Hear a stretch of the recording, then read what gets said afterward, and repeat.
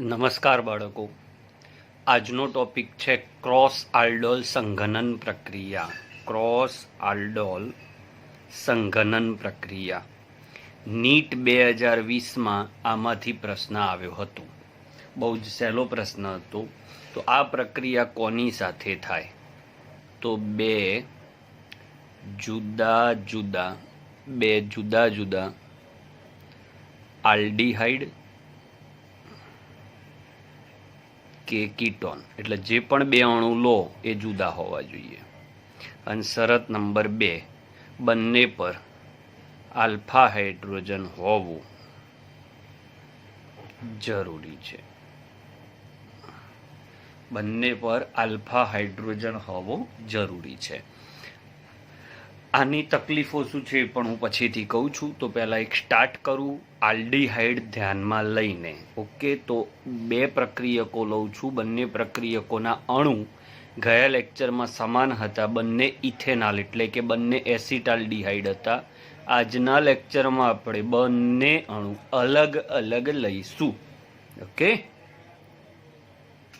તો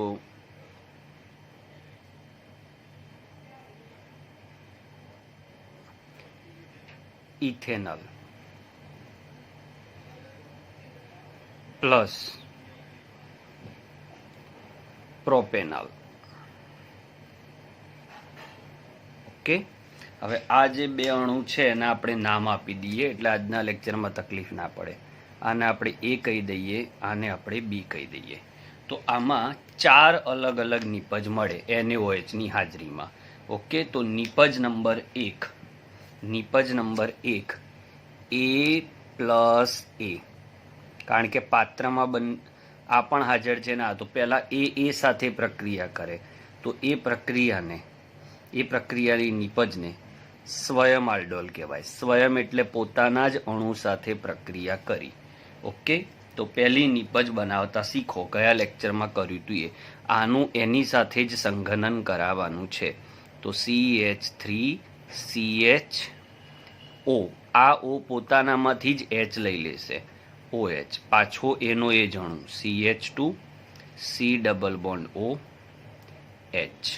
અને આમાંથી છેલ્લા સ્ટેપમાં પાણીનો અણુ દૂર થાય એટલે અહીંયા બને CH3 CH double bond CH CHO. તો આલ્ડોલ સંઘનનમાં બે અણુ જુદા જુદા હોય ત્યારે શક્ય નિપજોમાં પહેલી શક્ય નિપજ જે ગયા લેક્ચરમાં શીખ્યા હતા એ જ A+A ની સ્વયં આલ્ડોલ. એટલે તમારે A+A 2 વાર મૂકવાનો એટલે તમને આવડી જશે. હવે બીજી નિપજ B+B, એટલે બીનો અણુ બીના અણુ સાથે પ્રક્રિયા કરે. તો આ બી અણુને પકડી રાખો અને ત્યાંથી લખવાનું ચાલુ કરો. તો CH3 ધ્યાનમાં રાખજો, CH2 CHO. હવે આ O ક્યાંથી H લે? તો આલ્ફા કાર્બન પરથી. તો આની બાજુનો કાર્બન આલ્ફા કહેવાય એટલે ત્યાંથી H લે એટલે અહીંયા OH. હવે અમુક શું કે સાહેબ આરું શું થાય છે? એટલે આનો આ અણુ 2 વાર છે. ઓકે, એટલે તમારે 2 વાર લખીને કરવાનું તો આવડશે. CH3 CH2 CH, આ O એની પછીનો અણુ પણ આ જ છે, B+B છે એટલે OH. હવે અહીંયાથી H ગયો એટલે પહેલાં એ જ લખવાનું, CH એ જ લખવાનું. અને એ CH ઉપર અહીંયા CH3 અને એના પછી C ડબલ બોન્ડ OH. મહેરબાની કરીને પ્રેક્ટિસ જ કરશો તો જ આવડશે. અમુક વિચારે છે કે શું થઈ ગયું આ મિત્ર, તું એકનો એક અણુ 2 વાર લખ એટલે આવી જાય. CH3 તમને એમ થાય તમે લખો ને, એટલે મને આવડે છે, તમારે પ્રેક્ટિસ કરવાની છે. CH3 CH2 CHO અહીંયાથી H લે, જ્યાંથી H લે એ જ જોડાય એટલે CH જોડાયો, એના પર CH3 ને CHO. આગળનું સ્ટેપ તમને આવડે જ છે. પાણીનો અણુ દૂર થાય એટલે અહીંયાથી OH જાય અને અહીંયાથી H જાય. તો નિપજ મળશે CH3 CH2 CH double bond C, અહીંયાથી H જતો રહ્યો, CH3 અને CHO. નામ આનું નામ શું થતું હતું? આનું 1 2 3 4 એટલે બ્યુટ 2 ઇન આલ એટલે ઇનાલ. હવે આનું શું થાય? તો 1 2 3 4 5 તો 2 મિથાઇલ પછી 5 કાર્બન એટલે પેન્ટ 2 ઇન આલ, ઇન અને આલ. તો આ બે જે નિપજો મળી એ બંને નિપજો સ્વયં આલ્ડોલ કહેવાય. હવે ચાલુ થશે ક્રોસ આલ્ડોલ. ક્રોસ આલ્ડોલમાં શું હોય તો એનો અણુ બી સાથે જોડાય, એ પહેલા અને બી. તો બીનો આલ્ફા હાઇડ્રોજન પ્રક્રિયામાં ભાગ લે તો નિપજ જુદી મળે. પછી બી પ્લસ એ કરીશું. ઓકે, તો ચલો એનો બી સાથે પ્રક્રિયા, એની બી સાથે પ્રક્રિયા. તો આમાં આખું લખીએ એટલે તમને પરફેક્ટ ખ્યાલ આવે. આ ક્રોસ આલ્ડોલ નિપજ હવે ચાલુ થઈ કહેવાય. આ એ થયો, હવે આ બી થયું.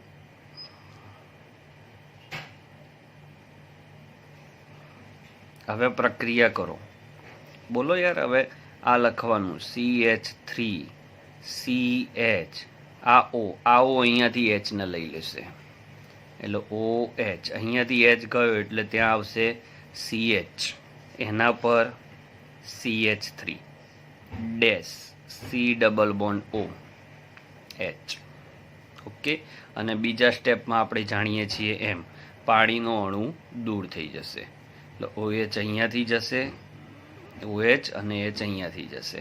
તો OH અને H ગયો તો શું દૂર થયું? માઇનસ પાણી. આ સંઘનન થયું.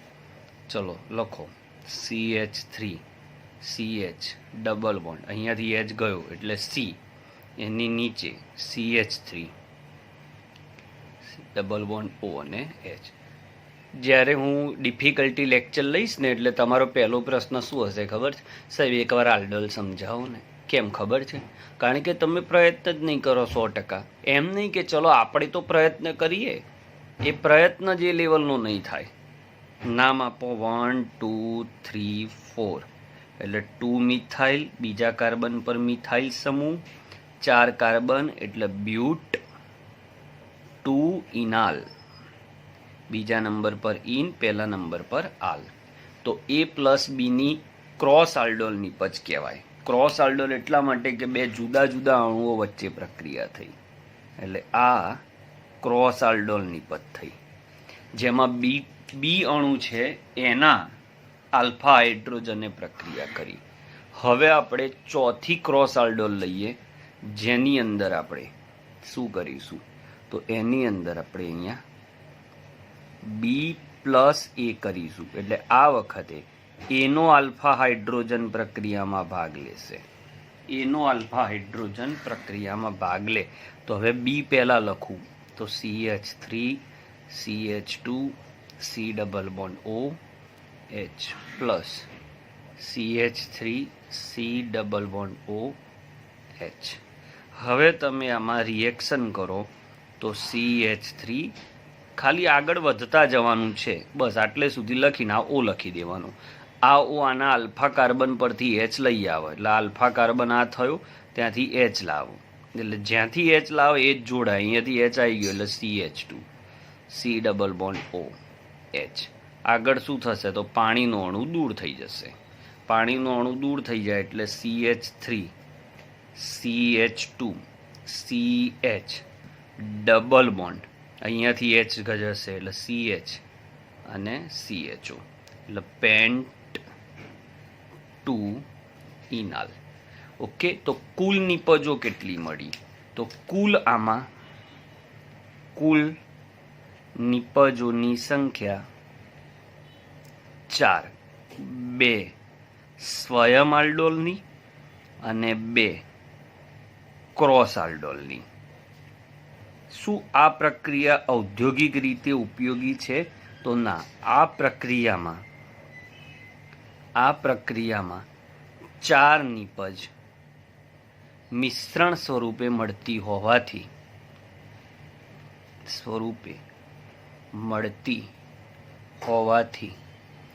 આ ઔદ્યોગિક ક્ષેત્રે ઉપયોગી નથી. કારણ કે 4 નિપજ ભેગી મળે તો કરવાનું શું? બરાબર, એટલે એનો ઉપયોગ થતો નથી. ક્લિયર? તો આ રીતે તમે અલગ અલગ અણુ વિશે વિચારી શકો. તો હોમવર્ક કરવાનું જ છે ફરજિયાત. ઇથેનોલ પ્લસ પ્રોપેનોન, આના માટે 4 નિપજો લખવાની છે. પ્રોપેનોન એટલે એક આલ્ડીહાઇડ આપ્યો અને એક કીટોન આપ્યો. આના માટે તમારે પ્રેક્ટિસ કરવાની છે. તો આલ્ડોલ સંઘનનમાં બીજો પ્રકાર ક્રોસ આલ્ડોલ સંઘનન, જેમાં બંને અણુ પર આલ્ફા હાઇડ્રોજન મળી જાય એવી નિપજ. હવે ત્રીજો પ્રકાર જોઈશું. એમાં શું હશે બાળકો? તો જેના બંને અણુમાંથી કોઈ એક અણુ પર આલ્ફા હાઇડ્રોજન હશે અને બીજા અણુ પર આલ્ફા હાઇડ્રોજન નહીં હોય. ઓકે, તો ચલો એ શીખીએ. ચલો હવે એક એવો ક્રોસ આલ્ડોલ લઈએ છીએ કે જેમાં આ પ્રશ્ન નીટમાં આવ્યો હતો, બરાબર, કે જેની અંદર એક અણુ એવો છે જેના આલ્ફા કાર્બન પર H હશે અને બીજો અણુ એવો છે જેના આલ્ફા કાર્બન પર H નહીં હોય. તો ઉદાહરણ હું લઉં. આપણે બંને આલ્ડીહાઇડ લઈએ, પછી પ્રેક્ટિસ માટે તમને બીજું આપીશ. બેન્ઝાલ્ડીહાઇડ લઉં અને એસિટાલ્ડીહાઇડ લઉં. બે અણુ જુદા થયા એટલે આ ક્રોસ આલ્ડોલ કહેવાય. બે અણુ જુદા થયા એટલે ફાઇનલ ક્રોસ આલ્ડોલ કહેવાય. બરાબર. હવે આગળ વાત કરીએ. બેન્ઝાલ્ડીહાઇડ એટલે આ રીતે લખાશે.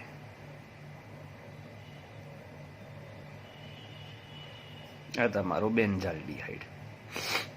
આ એવો છે જેના આલ્ફા કાર્બન પર હાઇડ્રોજન નથી. જોઈ લો, આલ્ફા કાર્બન છે પણ 4 સંયોજકતા પૂરી છે એટલે એના પર આલ્ફા હાઇડ્રોજન નથી. ઓકે, તો હવે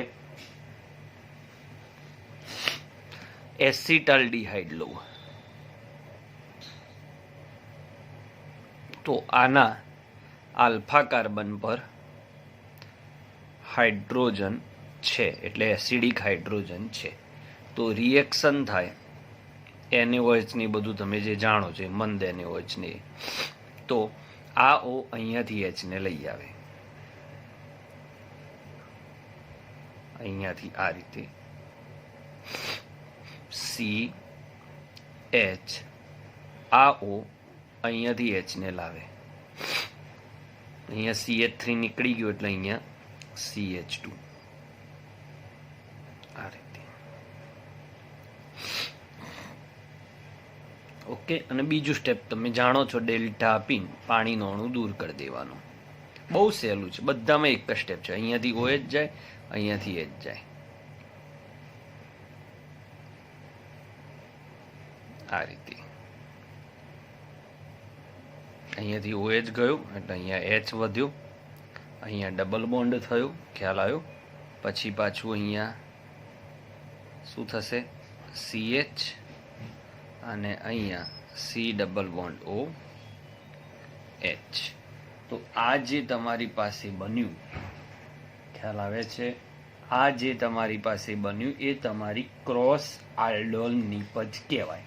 અને આ નિપજ એકલી મળે એટલે ક્રોસ આલ્ડોલનું આ સ્વરૂપ એ ઔદ્યોગિક ઉત્પાદન માટે કામમાં આવે. આનો ઉપયોગ થાય. આનું IUPAC નામ લઈએ તો આ 1 2 3. તો 3 ફિનાઇલ, 3 નંબર ઉપર ફિનાઇલ, 3 કાર્બન એટલે પ્રોપ, બીજા નંબર ઉપર ઇન અને પહેલા નંબર પર આલ. અને આનું સામાન્ય નામ છે સિન્નામાલ્ડીહાઇડ. ઓકે, હવે તમારે આ જ રિએક્શન એક સેલ્ફ કરવાની છે ક્રોસ આલ્ડોલમાં. એ છે એસિટોફિનોન અને બેન્ઝાલ્ડીહાઇડ. એસિટોફિનોન અને બેન્ઝાલ્ડીહાઇડ. તો આ થયો તમારો બેન્ઝાલ્ડીહાઇડ અને આ થશે તમારો એસિટોફિનોન. એસિટોફિનોન. ફિનોન આવે એટલે ફિનાઇલ આવી જાય. એસિટો આવે એટલે આવી જાય. આ બે વચ્ચે તમારે એક્સ્ટ્રા રિએક્શન કરવાની છે. ઓકે, તો હવે આલ્ડોલ સંઘનનના 3 પ્રકાર અહીંયા પૂરા થયા. જે પહેલું આપણે શીખ્યા હતા ગયા વિડીયોની અંદર, જેના બંને આલ્ફા કાર્બન પર H અને બંને અણુ સમાન. આજે શીખ્યા 2 અણુ જુદા, બંનેના આલ્ફા કાર્બન પર H હતો. ત્રીજું શીખ્યા એક ઉપર આલ્ફા H હોય ને બીજા પર ના હોય. હવે ચોથું શીખીશું જેના બંને આલ્ફા કાર્બન પર H ના હોય. ઓકે બાળકો, આ રિએક્શનમાં એવા અણુ લેવાના છે જેના બંને આલ્ફા કાર્બન પર H ના હોય.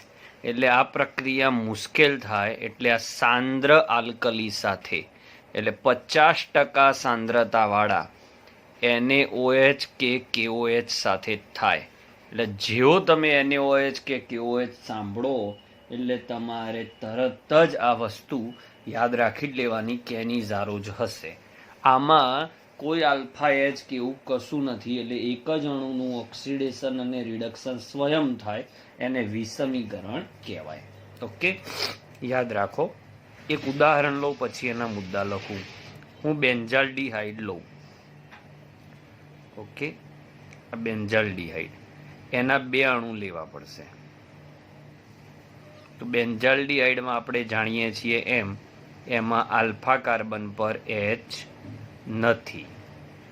ઓકે, તો આમાં અહીંયા આપણે લખવું પડશે સાંદ્ર NaOH અથવા 50% સાંદ્રતાવાળું અણુ. ઓકે, ડેલ્ટા ગરમી આપીશું તો એની અંદર પ્રક્રિયા થશે.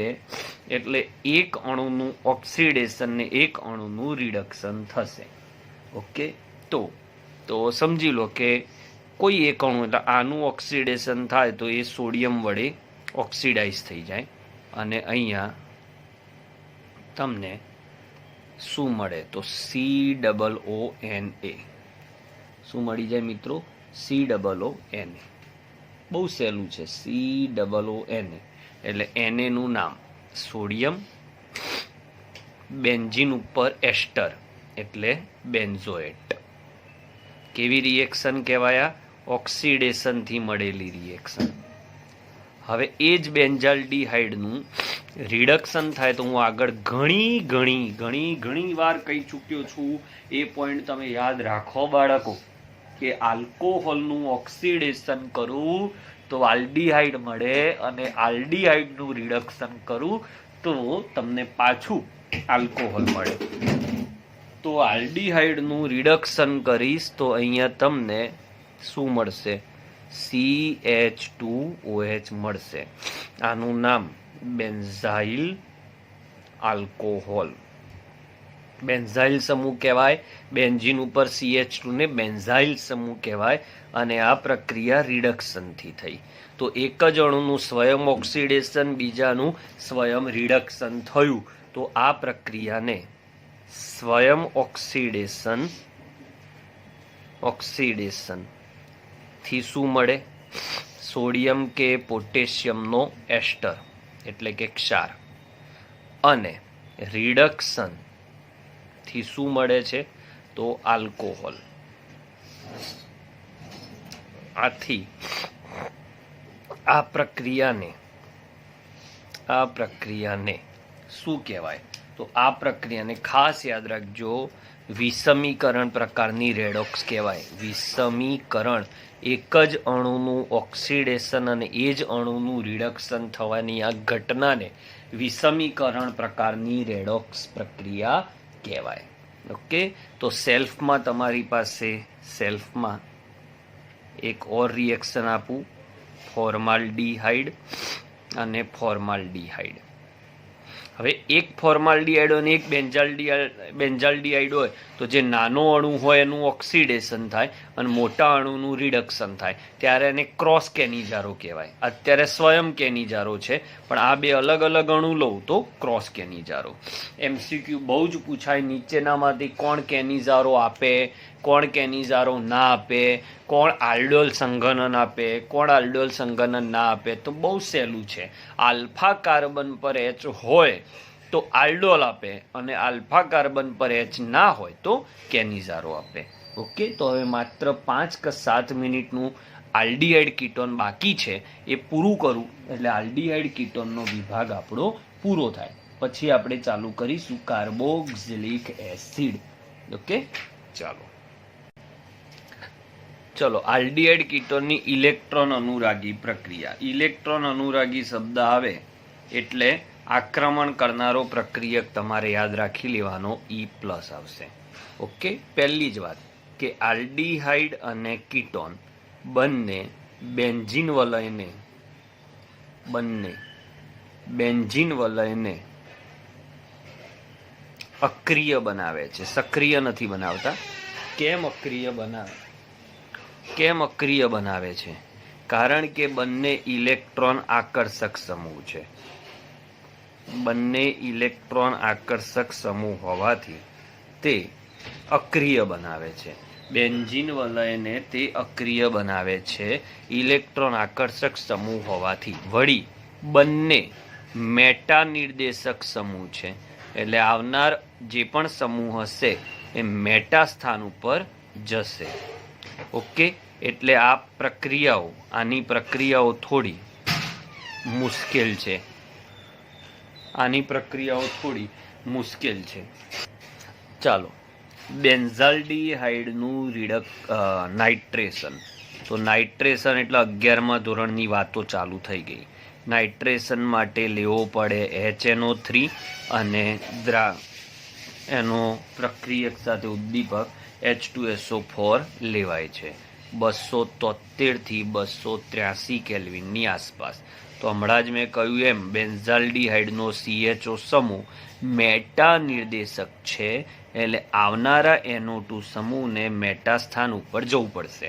એટલે આનું નામ થશે મેટા નાઇટ્રો બેન્ઝાલ્ડીહાઇડ. ઓકે, હવે આ જ વસ્તુ સલ્ફોનેશન કરો.